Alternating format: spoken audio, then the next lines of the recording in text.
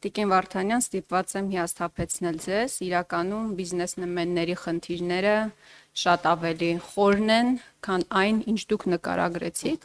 Խնդիրը իրականում ոչ 10 միլիոնի շեմն է, ոչ էլ առգրաված համակարգիչներն են, սերվերներն են, խնդիրը մեկ բառով, պարոն Պողոսյան, կոչվում է պետական ռեկետ։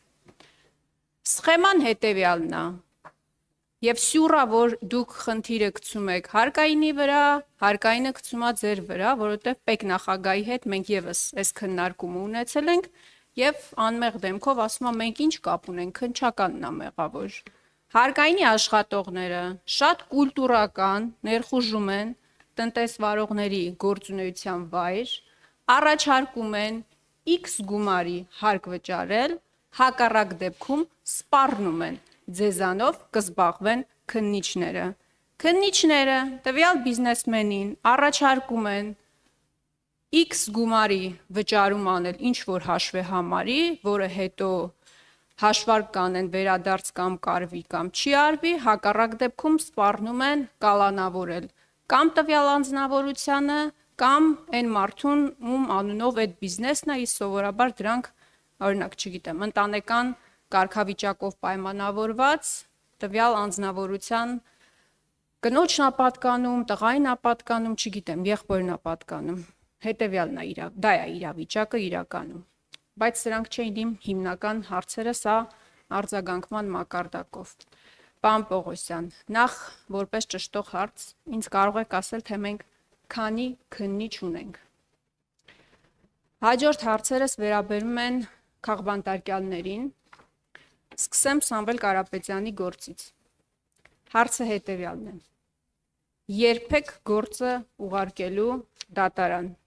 ինչպես ասում են, զադержկան ինչումն է։ Միքայել Աճապահյանի մասով։ Տեսեք, մի դեպքում դատախազությունը ասաց, որ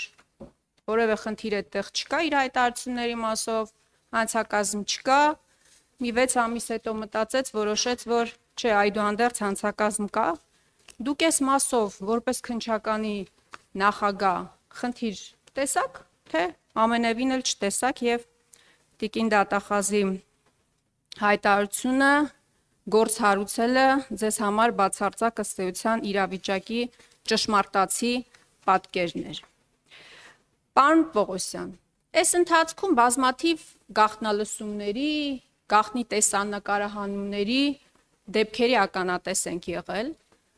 մամուլում եւ իհարկե հիմնականում իշխանությունների հետ փոխկապակցված լրատվամիջոցներում տարբեր ձայնագրություններ եւ գաղտնալսումներ հայտնվեցին։ Ինձ հետաքրքիր է, որևէ դեպքով ձեր մտքով չանցավ գործ հարուցել։ Եվ հաջորդ հարցը, պարոն Պողոսյան, մենք 6 ամիս առաջ ենք հանդիպել այս դալիճում եւ այդ ժամանակ հիշում եք ես ձեզ հարցրեցի, թե ինչու 1 տոննա կոկայինի գործը չի ուղարկվում դատարան։ Եվ դուք վստահեցրեցիք ինձ, որ առաջիկայում ուղարկվելու է հսկող դատախազին հաստատման։ Որոշակի գործողություններ կան, որոնք գուցե այդքան էլ էական չեն, բայց այդուհանդերձ դուք որոշել եք դրանք իրականացնել եւ շուտով գործը գնալու է դատարան։ Ինձ հետաքրքիր է, ինչ եղավ այդ գործը, պարոն Պողոսյան։ Որովհետև դեպքեր կան եւ բնականաբար քաղաքական հետաքրքրություն ներկայացնող դեպքեր, իշխանությունների համար բնականաբար հետաքրքրություն ներկայացնող, որ դուք 2 ամսվա ընթացքում նախաքննությունը ավարտում եք, գործը ուղարկում եք դատարան, իշխանությունների սրտի դատավորներն էլ արագ վճիռները, վերդիկտները կայացնում են։ Շնորհակալ եմ։ Անդրեա պարոն Պողոսյան։ Շնորհակալություն տիկին Խամոյան։ Հարկերի մասով դուք ձևակերպում տվեցիք պետական ռեկերտ, թույլ տվեք ձեր դիտարկումների հետ չհամաձայնվել։ Ես նշեցի մեխանիզմը եւ նշեցի, թե քննչական մարմինը ինչպես է գործում, ինչպես է քննությունը կատարում, ինչպես է պլանավորում։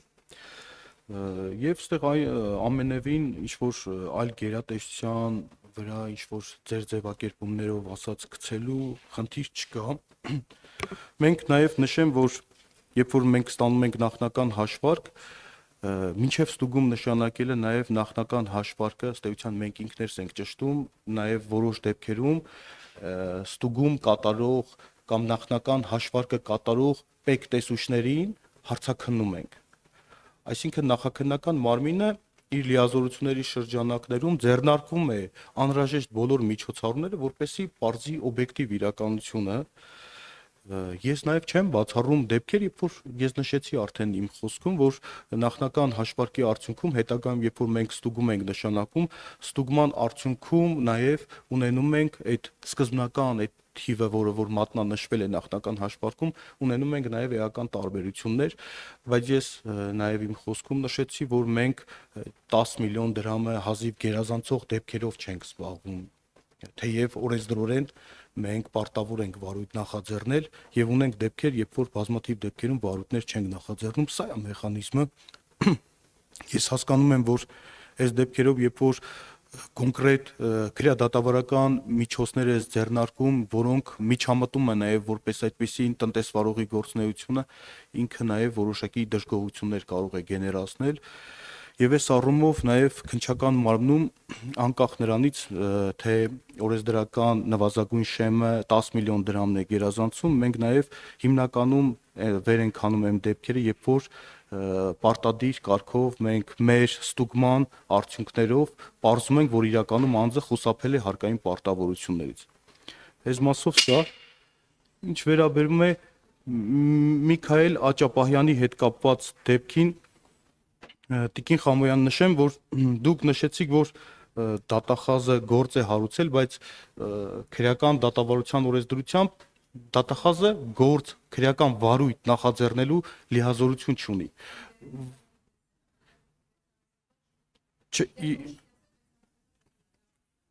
Հասկանում եմ ձեր հարցը, վարույթը նախաձեռնել է քննչական մարմինը։ Այ դուք նշեցիք, որ մի դեպքում տեսել է,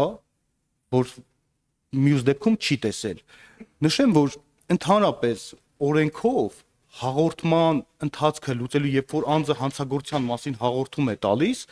երկու ընթացակարգ գոյություն ունի՝ վարույթ նախաձեռնել կամ վարույթ չնախաձեռնել։ Առաջին դեպքում քննիչը վարույթ է նախաձեռնում, ուղարկում է հսկող դատախազին, որը իր լիազորությունների շրջանակներում կամ արարքի իրավաբանական գնահատականի կամ, չգիտեմ, փաստական նկարագրության հետ կապված լիազորված է փոփոխություն կատարելու վերաբերյալ հանձնարարություն տալ։ Երկրորդ դեպքում վարույթ չի նախաձեռնում, որը հաստատում է հսկող դատախազի կողմից։ Ձեր մատնանշած դեպքում, այդ որ ասում եք մի դեպքում չի նախաձեռնել, դա վարույթ չնախաձեռնելու արձանագրություն չի։ Հետևաբար օրենքի տեսանկյունից քրեադատավարական արգելք չվերացված որոշում արկա չի եղել։ Այսինքն օրենքը երբևիցե այս դեպքում արգելք չի եղել քրեադատավարական, որպեսզի վարույթ նախաձեռնենք։ Վարույթ չնախաձեռնելու արձանագրություն նույնիսկ ձեր մատնանշած դեպքում չի եղել։ Այսինքն օրենսդրական տեսանկյունից որևիցե արգելք չենք ունեցել։ Եվ հաջորդը, քանի որ արդեն իսկ կա դատական ակտ, ճիշտ է, ես տեղյակ եմ, որ դեռևս օրինական ուժի մեջ չի մտել, ես կներեք, բայց որպես իրավաբան եւ որպես կառույցի քննչական կոմիտեի նախագահ, ես չեմ կարող արդեն իսկ մեկնաբանեմ արդեն դատական ակտով, կարծում եմ դատական ակտի մեջ այդ հանգամանքներին անդրադարձ կարող է եղած լինի եւ ես կոռեկտ չեմ համարում, առնվազն երբ որ հրապարակային դատաքննություն է տեղի ունեցել, եւս մեկ անգամ անդրադառնամ այն հարցերին, որոնք որ պաշտպանության կողմը վստահ եմ բարձրացրել է այդ հարցերը։ Այս մասով սա, հաջորդը դուք նշեցիք, որ 1 տոննա կոկաինի գործի հետ կապված, որ նախորդ հանդիպման ժամանակ ես նշել եմ, որ այդ գործը առաջիկայում դատան, ես վերահաստատում եմ իմ խոսքը,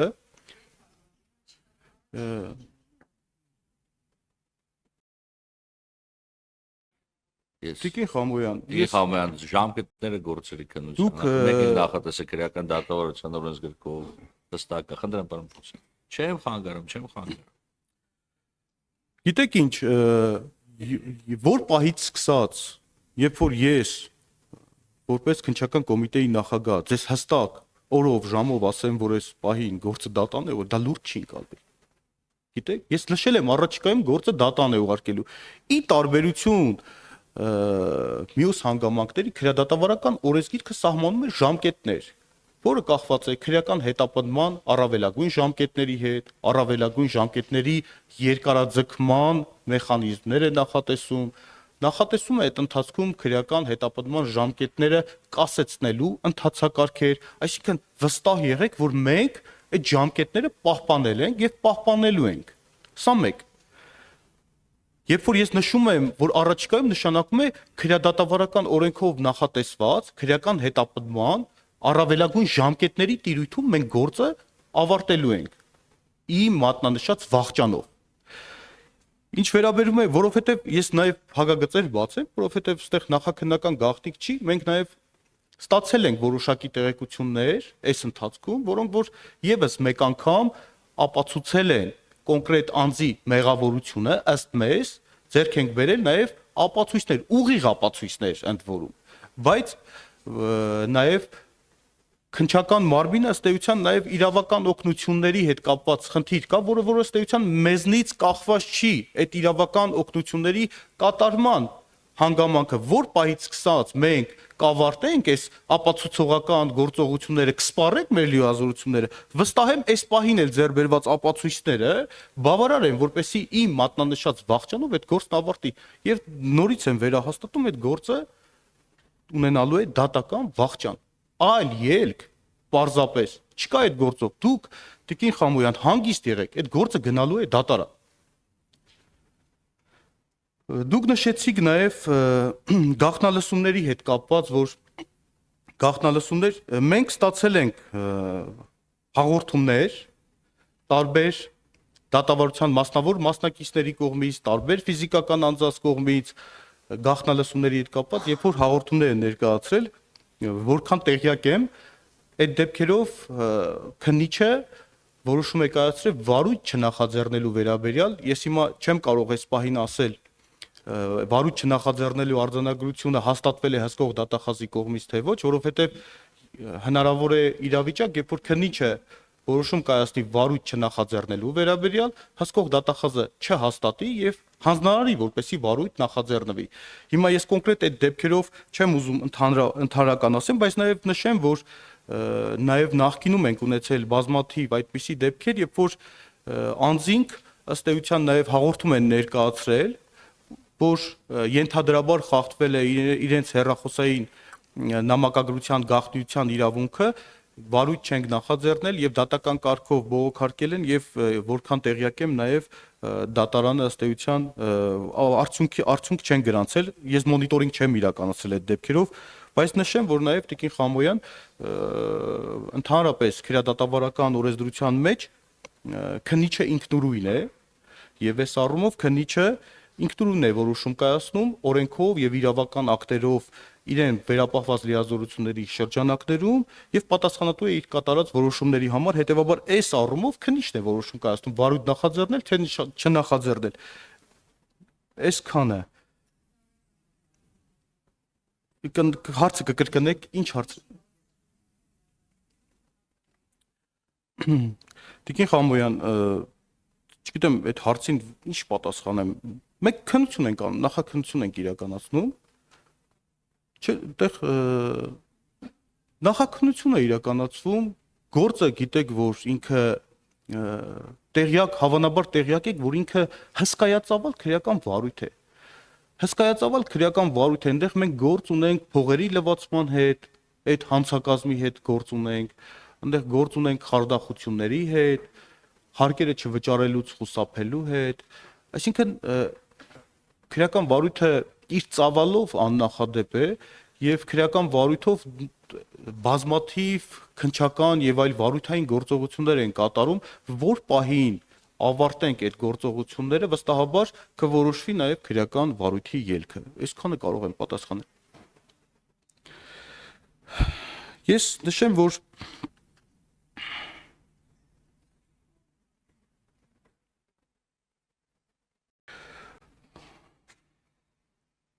ներկայումս համալրված է այս պահից սկսած 811 ինքնավար հաստիք,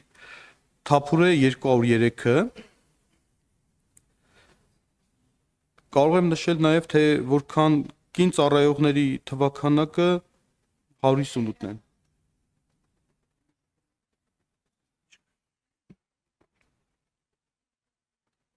Արձագանք ունեք Կին Կամյան։ Իհարկե ունեմ։ Պարոն Պողոսյան, առաջվա էնտուզիազմը չկա։ Որովհետև դուք էլ շատ լավ գիտակցում եք, թե ինչ եք անում եւ ինչպիսի պատասխանատվություն է սպասվում ձեզ։ Այս ձեր անկեղծությունը ուզում եմ ընդգծել։ Նախ ես ուրախ եմ, որ դուք չհերքեցիք, որ քննիչները բիզնեսմեններին ստիպում են X գումար մուծել, հակառակ դեպքում սպառնում են նստել կամ նստեցնել։ Ազգակցական որևէ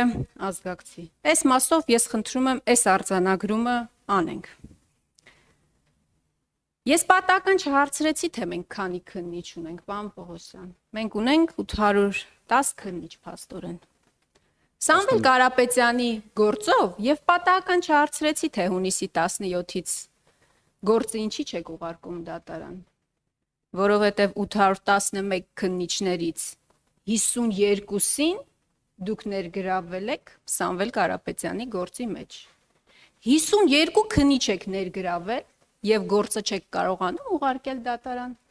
Ես կանխատեսում էի, որ դուք կասեք, որ այնտեղ փողերի լվացում կա, ծավալուն է գործը եւ այլն եւ այլն։ Մեր ձևով եկեղեցին պաշտպանելու հատվածը առանձին ուղարկեիք դատարան։ Ինչի չեք արել, որովհետեւ ձեզ պետքա, որ Սամվել Կարապետյանը մնա կալանքի տակ։ Ամեն ինչ շատ պարզ է։ Միջին վիճակագրական հայ մարդու մոտ պարզ է։ Պարոն Պողոսյան, այլ հարց եմ ուզում տալ։ Սամվել Կարապետյանի հետ որևէ գործողություն կատարվել է քննչական։ Օրինակ, հարցաքննություն եղել է, թե չի եղել։ Առերեսում եղել է, թե չի եղել։ Ես գիտեմ, որ չի եղել։ Փաստաբաններն էլ պնդում են, որ վատ եք աշխատում,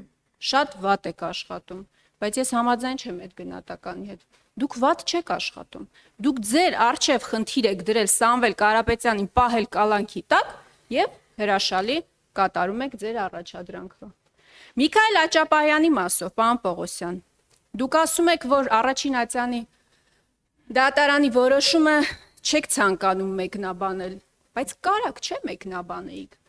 Ինչի եք միջնորդում, որ Աճապահյանին անպայման խափանման միջոցը պետքա կալանքը լինի։ Առհասարակ կալանքի էս ինչ ֆետիշացում է ձեր մոտ։ Կալանքը ֆետիշ է դարձել ձեզ համար։ Դուք կարող եք ինձ բացատրել, ինչ պետքա աներ Միքայել Աճապահյանը, Սրբազանը ազատության մեջ։ Այլ բան եմ ուզում ձեզ հարցնել։ Երբ որ ընդդիմադիրների մասին է խոսքը, ինչի այլ խափանման միջոց գոյություն չունի, քան կալանքն է։ Լիդիա Մանթաշյանի մասով, Բագրատ Սրբազան, մեր գործընկեր Արթուր Սարգսյանը, դեպետ այսօր կալանավորված է։ Այդուհանդերձ, ավելի հեռուն կարող եմ գնալ, պարոն Պողոսյան։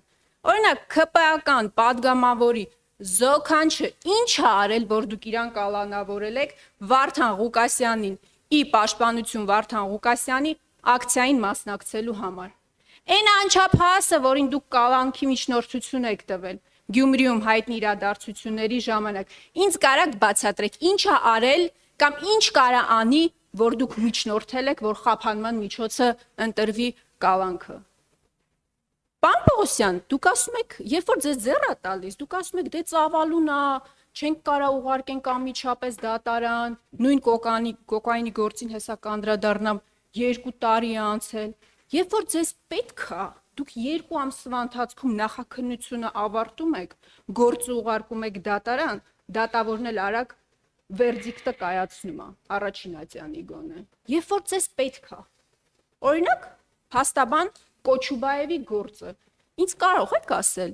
ինչի է խափանման միջոցը փաստաբանի ընտրվել կալանքը։ Facebook-ում գրառում է արել, դուք կարծում եք, որ դա վիրավորական է, կարծում եք, որ արատավորող տեղեկությունները հայտնել, շատ լավ գործ եք հարուցել, լավ եք արել։ Խափանման միջոցը կալանք ինչի եք ընտրել։ Ինչ պետք է աներ այդ մարդը ազատության մեջ։ Նորից եմ ասում, իրա ստատուսը պետքա խմբագրել, բախեցել եք, որ կարող է խմբագրել ստատուսը, դրա համար խափանման միջոցը կալանք եք ընտրել, ամփոփումը։ Պարոն Պողոսյան, եւ կոկայինի գործով։ Ես ասում եմ 6 ամիս առաջ ենք մենք այս դալիճում քննարկել, եւ դուք շատ ավելի ինքնավստահ դեմքով վստահեցրել եք, որ առաջիկայում գործ ուղարկվելու է դատարան։ Ես գիտեք ինչ ասեցի այդ օրը, եթե հիշում եք։ Ես ասեցի այդ առաջիկայում նոյեմբերին ժամկետը լրանալու է, կարճելու եք եւ ոչ մի գործ էլ դատարան չեք ուղարկելու։ Այդ 52 քննիչին, որ ներգրավել եք Սամվել Կարապետյանի գործի մեջ, այն 54 քննիչին, որ ներգրավել եք Բագրատ Սրբազանի եւ մյուսների գործի մեջ, այդ քննիչներին ներգրավեք այս գործը բացահայտելու, նախաքննությունը ավարտելու եւ դատարան ուղարկելու։ 2 տարի անցել, նորից եմ ասում։ Գաղտնալսումների մասով, պարոն Պողոսյան, 2019 թվականին, երբ որ գաղտնալսել էին ԱԱԾ պետին ու Նիկոլ Փաշինյանին, մի քանի ժամ հետո գործ հարուցվեց գաղտնալսման մասով։ Ես նորից եմ ասում, բազմաթիվ դեպքեր են եղել այս ընթացքում, որ դուք գործ չեք հարուցել, դուք ասում եք մենք սպասում ենք հաղորդման, դուք հարուցեք, որովհետև դա ձեզ ձեռնտու չէ։ Շնորհակալ եմ։